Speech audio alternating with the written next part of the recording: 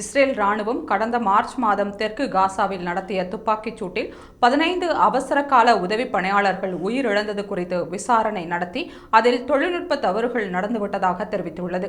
March 23ஆம் தேதி ரஃபாவின் தெல் அல் சுல்தான் பகுதியில் Hamas அமைப்பினரின் வாகனங்களாக தவறாக அடையாளம் காணப்பட்ட அவசர உதவி பணியாளர் வாகனங்கள் மீது இஸ்ரேல் படைகள் துப்பாக்கிச் சூடு நடத்தியதாக விசாரணையில் கூறப்பட்டுள்ளது.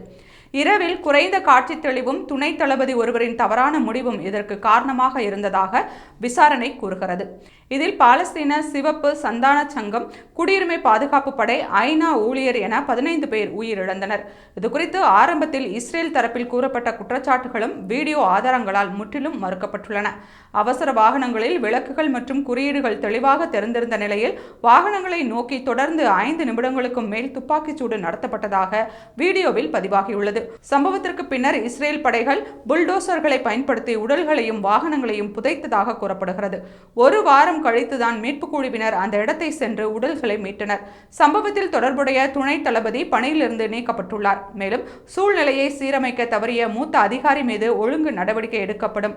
துப்பாக்கிச் சூட்டிற்கு பிறகு வாகனங்களை நசுக்கியது தவறாக இருந்தாலும் அது சாலையை அகற்றுவதற்காகவே என விசாரணை அதிகாரி யோவோ ஹர் எவன் கூறியுள்ளார்.